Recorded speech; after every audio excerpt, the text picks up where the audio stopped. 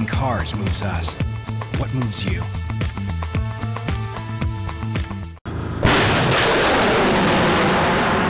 The Department of Defense has been extremely tight-lipped on the deployment of the THAAD missile defense system to Guam. Only U.S. Army Pacific spokesperson Colonel Michael Donnelly has been able to respond to questions, but the responses given were vague. PNC asked whether or not the THAAD system was here on Guam yet. When would it get here? Where would it be based? And how long it would be deployed to Guam? Colonel Donnelly replied via email to all of these questions, stating, quote, "The position, timing, and length of stay of the THAAD is a sensitive matter and a matter of operational security, so we do not discuss this in detail. What is important is that the THAAD is deployed to the region as a precautionary measure to strengthen our regional defense, including Guam," end quote. However, Governor Calvo was told on Monday by Brigadier General Daniel L. Karbler, the commanding general of the 94th Army Air and Missile Defense Command at Fort Shafter in Hawaii, that the first elements of the THAAD had arrived on Guam over the weekend.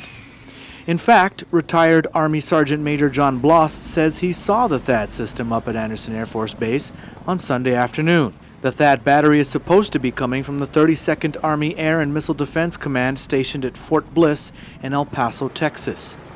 During his career, Bloss was actually stationed at Fort Bliss for a couple of years. I'm quite familiar with Fort Bliss, and I know the distinctive patch that they wear. And so this past Sunday, I was up at Andersen eating at the food court on base. And I noticed two senior Army non-commissioned officers, and I look at their patch and, oh, they're from Fort Bliss, so I'm assuming they're the advance party. Then Bloss drove down to Taragi Beach on Andersen Air Force Base, and on his way back up the hill from Taragi, he saw the THAAD systems in transport. I hit a stop sign, and lo and behold, there's this convoy, and they just got off the plane because I see that it's an Army vehicle. And it's like those missiles are self-contained on a pod that resembles a long rectangle. So it probably has like 4 to 6 missiles. And there were two of those big trucks. I'm watching the truck as they pass by me, and I said, whoa.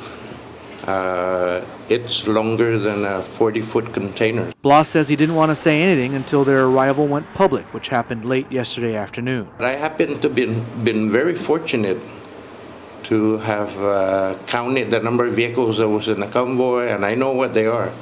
So, but I will not disclose the exact location, but I know where they went. The CBS affiliate in El Paso, Texas reports that 56 members of the 32nd Army Air and Missile Defense Command, or AAMDC, left El Paso on Thursday and arrived safely on Guam Saturday, our time.